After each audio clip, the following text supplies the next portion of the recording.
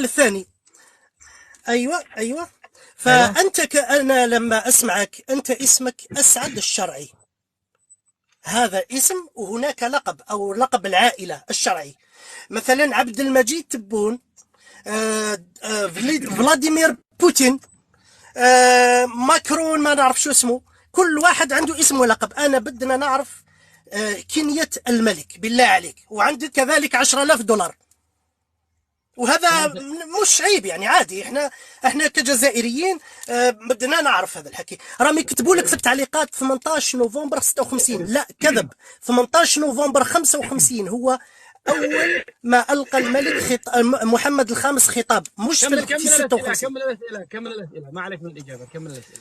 يعني لقب العائلي، لانه شوف، محمد الخامس، الحسن الثاني، محمد السادس، الحسن الثالث.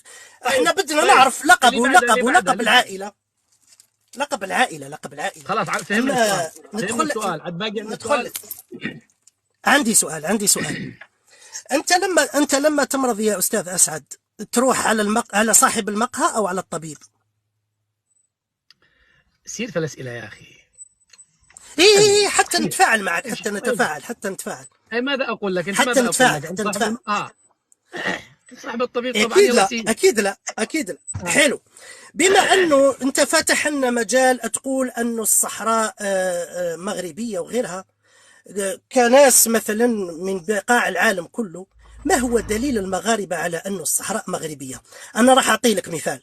لما دخل الاحتلال الاسباني على الصحراء، اقليم الصحراء الغربيه سنه 1884، كانت المغرب الأقصى كانت في رفاهية، وكانوا يعملوا المهرجانات وغيرها. أما لما دخلت فرنسا على الجزائر 1830 قاومناها.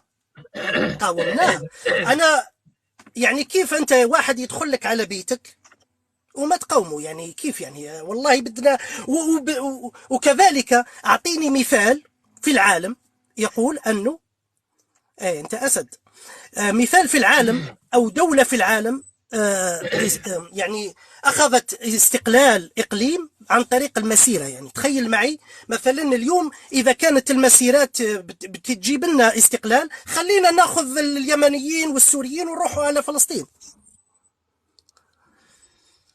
سامعني يا أستاذ أسعد؟ معك باقي شيء؟ أكيد باقي كثير، أنا بدي ننتظر الإجابة. طيب أنا سأتيح المجال للمغاربة، أنا لست مخولا بالرد يعني. تاريخ المغاربة يعني. من معكم؟ خلني أشوف حد في الجيست. أيوة طيب موجود. أوكي. دعني فقط أنا أعدل بعض الأمور. الأخ ياسر طلع له حق الرد في هذا الموضوع، أو أي شخص آخر. أوكي طيب. أنا فقط في مسألة الكنية، أنا سد المايك يا الجيريا، سد المايك، وياسر سد المايك. سويوة. هذه ما دليلكم يا مغاربة على مغربية الصحراء؟ يريد دليل منكم. ما أدري من الذي يسأل، المفروض يسأل الصحراويين. ما دليلكم أن الصحراء صحراوية؟ استقلال عن طريق المسيرة، كيف يا مغاربة؟ يعني 300,000 راحوا بمصاحف وحرروا بلد، كيف؟ إذن لماذا لا يطبق هذا النموذج في اسمعنا مسيرتكم حررتم بلد دون رصاص ودون شيء؟ يعني ما سر هذه المسيرة؟ ثم يريد منكم تاريخ استقلال المغرب باليوم والسنة والتاريخ. هذه أنتم ستجيبون عليها بالإضافة إلى كنية الملك. لكن قبل كنية الملك أنا سبق وطرحت سؤال سأطرحه لك، هو مشابه. قلت أنا في السؤال هذا ولم يرد عليه أي جزائري، وأتمنى أن ترد عليها الآن قبل أن تذهب إلى أي مرجع آخر، أو قبل أن تذهب إلى جوجل، أو قبل أن يغششوك. شوف، المغاربة يستطيعون أن يذكرون لك 20 جد لمحمد السادس، مش كنية، أبوه وجد جد جد جد جد جد، سلسلة من النسب إلى آخر شيء. الآن افتح الميكروفون أنت واذكر لي 3 أجداد لعبد المجيد تبون. هل أنت تقدر تعمل لي إحصائيات على لا ملكة مش انا، إليزابيث مش انا، أبوها لا لا لا وأمها؟ لا انا اسوي لا لا لا حوار لا لا لا, مباشر. لا. سؤال لحظه إلك، لحظه لحظه لحظه سؤال لحظه لحظه إلك، لحظه لحظه. سؤال إلك. لا لا لا لا تروح، لا تروح أوكي بعيد. تفضل. هل تعرف من هو ابو عبد المجيد تبون؟ بسرعه قول. عيسى. قول اسم عبد المجيد كامل، قوله، قوله كذا ركبه. يا أخي يا أخي، هذا هو ما بين الاختلاف ما بين الجمهوريين والملكية أو السلطنة. مثلا أنا نعطيك سؤال، لا لا لا هل لا لا ممكن نسمح لك، تعطيني لا لا لا السلالة لا لا تاع لا لحظه إليزابيث لحظه الثانية؟ لحظه لا. لا لا لا لا، لحظه هذا يا غبي، الجيريا، هذا لا لا سؤال لحظه غبي، الجيريا، هذا الجيريا. سؤال هل غبي. تعرف من هو ابو رئيسك؟ ما اسم ابو رئيسك وجده؟ اسمح لي، ابوه سؤالك وجده فقط. غبي سؤالك غبي، لو اسمح لي سمحت يا يا اخي، اخي، والله سؤالك لو غبي سمحت، يا اسعد، لو والله سمحت يا سؤالك اخي، غبي. لو سمحت، مالك دخل، مالك والله دخل، لو انتم سمحت. لو اسئلتكم سمحتوا، لو الاغبياء، سمحتوا، اسئلتكم لو الغبيه. سمحتوا قفلوا قفلوا قفلوا قفلوا قفلوا. سدوا اسكت المايك. اسكت، ما عندكش دور إلك، ما عندكش الدور تاعك. ايوه ما عندكم الدور. الكلام للارجيله، لا تذهب الى جوجل، انا عارف الان ضيع الوقت. ما اسم عبد المجيد تبون وابوه وجده؟ بسرعه. أبوه يسمى عيسى. جيب لي الاسم، قول عبد المجيد عيسى بن عبد المجيد بن عيسى. وبعدين وين انت ماشي؟ وين ماشي؟ عندك جد؟ انا ما مش تحفظ، انا ما انا تحفظ اسم انا جده؟ تبون اسمعني تصنتي لي، اعطيني مجال، اعطيني مجال. لا لا ما هو، لا ما احنا هو ما مجالك، انتخبنا، ما هو لا مجالك حول ولا قوة، يا اعطيني حبيبي. مجال. يا اخي لا يا اخي يا مدير يا الجيريا، انا فقط بينت لك هذا النقطة الذي هي بدوري. البقية أنت وضعت أسئلة وهي الآن في طاولة المغاربة، الميكروفون لهم مو لك أنت. هذا الفرق بينك وبين اسعد، المغاربة. معلش نتدخل اسعد، لو معلش سمحت نتدخل. يا أخي مو ثانية أخي الجزائري. جزائري، لو تكرمت تهدأ إلى أن يأتي دورك، خذ ورقة وقلم كما أفعل أنا، أرجوكم بلا مقاطعة. بقي الآن يا أخي الجيريا لو سمحت، أنت سألت 3 أسئلة كبيرة ضخمة، أسئلة مشروعة من حقك، لكنك ذكرتني بمسألة الكنية، وأنا أقول للذي يسمعوني الآن، إذا ستذكر كنية أو نسب فالمغاربة يعرفون نسب ملكهم إلى الجد ما أدري كم، 60 جد. أنا قرأتهم في سد المايك يا الجيريا، لما أتكلم أنا سد المايك، أنا الكشكشة هذه تكشكشني، تعمل لي كشكشة في الرأس. أي المغاربة الآن ممكن يطلع لك واحد يقول لك محمد ابن الحسن ابن محمد ابن فلان ابن فلان ابن 60 جد. أنت لا تعرف من هو أبو تبون، ولا من هو جده، ولا حتى لقبه الحقيقي. لقبه الحقيقي مو تبون. رئيسك ما تعرفه وتبحث عن كنية محمد السادس. أنا لما انتخبت عبد المجيد تبون لم أنتخب أبوه. منين جبتي أبوه توفى الله يرحمه. إذا نقول لا، ما يهمني، أنا ما يهمني أبوه. إذا أنت كذاب. لحظة لحظة لحظة لحظة لحظة لحظة يا أخي، الصوت لو سمحت يا الجيريا، والجزائر اللي تحت، جزائري تحت. شوف أنت انتخبت عبد المجيد تبون، ما انتخبت أبوه. أنت من سألت عن الكنية، نحن رددنا عليك بنفس الشيء. أنا رديت عليك كسؤال، أنا وضعت واكتشفت أن الجزائري لا يعرفون من هو رئيسهم، ولا من أين انحدر، ولا من أي قرية، ولا في أين ولد، ولا يعرفون له أصلا. وجي يتكلم على المغاربة الذي يعرفون الأصل على 60 جد. هذا الموضوع أعتقد خلاص حسم بالضربة القاضية. لا لا لا مو حسم، لا لا لا لا شوف، النظام الجمهوري يختلف عن الملكي. لحظة أنت قذفت ذا الحين تبون، جبت له أب ما هو أبوه. عيسى من؟ ما فيش عيسى في اسم أبوه. معلش نتكلم اسعد يا أخي لما يجي دورك الله يرحم والديك، أنت بعد ياسر يا أخي جزائري، اصبر. موضوع كنية محمد السادس، أعتقد أنت الآن لفقت التبون أب مش أبوه. يا أخي نسبت إلى غير أبيه، ليس اسمه عبد المجيد عيسى. من أين جبت عيسى هذا؟ يا جزائريين أكدوا لي هذا الموضوع. هل اسم عبد المجيد أبوه اسمه عيسى؟ من أين جبته؟ يعني أنت تلفق له أب وخلاص، يعني هذا إساءة في أم تبون يا أخي. أنت ما تعرف من أبوه؟ إذا ما تعرف شيء قول ما أعرف شيء، ولا تسأل عن كنيات ولا عن نسب. خليك مرزوم يا أخي، خليك لا تفتح باب أنت عارف أنك فيه ضعيف. الأنساب عند المغاربة يا أخي بيدي لك 60 جد، مالك أنت؟ خلاص هذا الموضوع قفل، أنا لا أنصحك أن تفتحه. صح. بما أنك سألت عن الجد العاشر لرئيس تبون، بدوري أنا أسألك اعطيني الجد العاشر يعني للرئيس اليمني مثلا عبد ربه منصور. أنا ما أعرف حتى هذا أمه. اعطيني انت. أنا ما أعرف أبوه ولا يمثلني ولا أنا معليش، اعطيني الجد العاشر. علي صالح. يعني علي صالح. معليش علي صالح. معليش شوف اعطيني علي عبد الله صالح. صح، يا اعطيني تاع علي حبيبي. عبد الله صالح. أنا هاي لا أعرفهم. علي لا عبد الله أعرف. صالح حكم لا 30 سنه او أعرف. 40 سنه في اليمن، ما تعرفوش؟ ولا أعرف أبوه ولا آمنت به أيوة. يوما. لا لحظة. لا تكونوش تخلطوا الأوراق. لا انت سالت. لا انت سالت، يا انا أخي، ايضا من حقي نسال. شوف. لحظة يا صاحبي.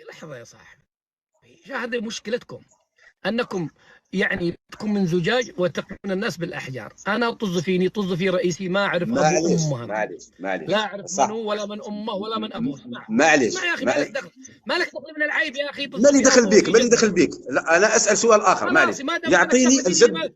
لماذا؟ لحظة. لا أنت لا لو سمحت. لا السؤال مش موجه ليك. لا يا حول ولا قوة إلا بالله. يا جزائري خلينا ناخذ ونعطي معك. أولا ما قدش دورك، خلينا نكمل مع الأخ الجيري اللي فوق لو سمحت. يعني أنا لا أعرف ما هو. اطلع أنت بنفس شجاعتي أنا وقل أنا والله ما أعرف من هو أبو تبون. أنا لا أعرف ما هو أبو رئيسي. أنتم سألتم المغاربة ما هي كنية ملكهم فردوا عليكم. يعني الكنية فقط. تجيب لي جد العاشر. قال لك الكنية. إذا كنتم لا تعرفون من أبو رئيسكم، من أبوه، تجي تسأل واحد عن كنية. أنا طلبت اللقب، ما قلت له أعطيني سلالتك. أنا طلبت اللقب. لحظة. لقب تبون أنت. ما هو لقب تبون؟ تبون ليس تبون أسعد الشرعي. لا أنا أعطيك اللقب أسعد. ما هو دليلك؟ دقيقة اسكت دقيقة. موجود اللقب. يا أسعد أعطيني دليلك أنه تبون ليست هو تبون. أنت كلام من يطالب بالدليل يا أخي صاحبي. أنا قلت لك أنت اسمك أسعد الشرعي فلاديمير بوتين. سبحان الله. أنا طلبت، ما قلت له أعطيني سلالتك. أنا لم أقول له أعطيني السلال، أنا قلت له أعطيني لقب. ما اسمك ولقبك أنت؟ ما اسمك؟ طيب اسمك ولقبك أنت ما هو؟ أنا ما تعرف اسمك؟ أي شو عليك باسمي أنا؟ اسمك ولقبك ولا رايح جوجل تغشش اسمك ولقبك ما هو أنت؟ لا أنا ألجيري. أنا الجزائر هي اسمي ولقبي. يا أسعد الجزائر هي اسمي ولقبي. ضعاف حالتكم حالة. طيب لو سمحت. شو ضعاف؟ أنا نطلب اللقب وأنت تقول لي سبحان الله. أنا مش شخصية عادية، هذا ملك. يا صاحبي يا مدير أسعد. يا مدير كنت حاطك مستوى عالي، راني غلطت في العنوان أنا. يا جزائري أنت صار لك ساعة، أنا أريد أعطيك كلام، والله أريد أعطيك دورك، كلام. لكن بهذه الطريقة لا والله بهذه الطريقة بنزل القسط كامل، لأنه صراحة بدأت أفقد السيطرة في الموضوع. خلاص يا أخي أنت لا تجرؤ أن تقول اسمك واسم أبوك وجدك، لا تبحث عن أسماء الناس. أنت لا تجرؤ أن تقول اسمك واسم أبوك. جاء طالع لي بأسماء مستعارة، واحد ألجيريا بالعربي، واحد الجزائر بالإنجليزي. خلاص يا أخي أنتم لا تجرؤون أن تظهروا بأسمائكم وأسماء آبائكم، ولا تعرفوا ما هو اسم أبو رئيسكم، وتجوا تسألوا الناس عن كنيتهم وأسمائهم. خلاص خليكم كذا مغطيين، خليكم كذا مغطيين. ها أنا أسعد الشرعي يا أخي، أقول لك أبي وأمي ورسمي وكل هذا أسعد الشرعي. أسعد محمد سعيد، محمد صالح سعيد الفقيه شرعي. أدي لك 17 اسم. ياسر عندك هذا مغربي يجيب لك حتى لا بير السبع عادي. وانتم لا تجرؤون أن تظهروا بأسمائكم وجوا تسألوا الناس عن كنياتهم وكنيات ملوكهم. خلوكم راقدين وخليكم كذا منكرين، وخذوا رأيكم وتبادلوا. ياسر لحظة تفضل يا جزائري. شوف اولا هو الجيريا ما طلبش السلاله، طلب اللقب. صح، احنا الجزائر دوله مدنيه، حنايا في لاكارت ناسيونال، في بطاقه التعريف الوطنيه عندنا الاسم، اللقب، تاريخ الميلاد ومكان الميلاد. هاك فاهمني؟ حنايا باش تخرج الجنسيه، باش تستخرج الجنسيه الجزائريه تضع ملف، فهمت؟ باش تستخرج الجنسيه الجزائريه. هاك فاهمني كيفاش؟ دوك انا حنايا دوله مدنيه، لانه نروح لك نعطيك مثال، تروح لفرنسا ما يقولكش ابن ماكرون ابن كذا، او تذهب الى اسبانيا يقول لك نحن دوله مدنيه، ما نشنا دوله ملكيه او ديكتاتوريه. هذا الجواب تاعي.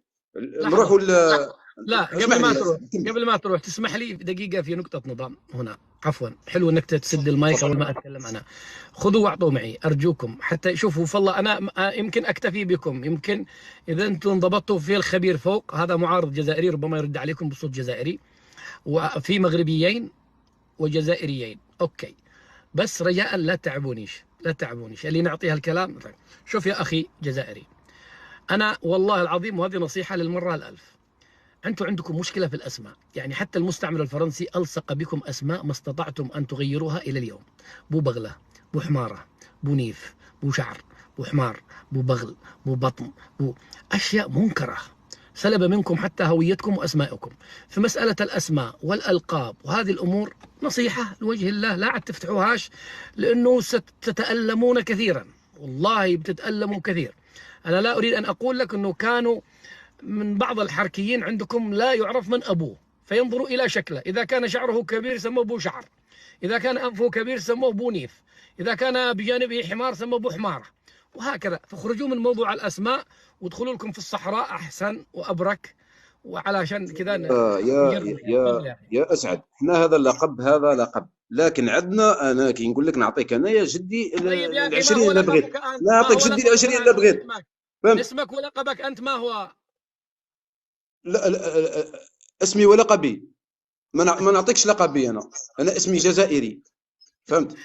يا أخي يا أخي لا تجرؤون أن تقولوا أسماءكم وجايين تناقشوا الناس في الأسماء، يا أخي استحوا. شوك يا جزائري، أنتوا الجيرين، أنا أفدي قلوبكم، عدوا موضوع الأسماء، عدوا. انا عندي لو سيرنو تاعي مكتوب قدامك جزائري هكذا، ما عندكش دخل في اسم ابوك الذي خلفك وعائلتك يعني. بس خلاص، انا شوف، ما اسالك والله، ما اسالكم، لكن قلنا لكم لا تثيروا موضوع الاسماء والانساب والالقاب والكنيات. سيروا اسمعوها من اخوكم، والله يا جزائري اسمعوها من اخوكم وتوكلوا على الله. سير يا جزائري، سير. اللي بعدها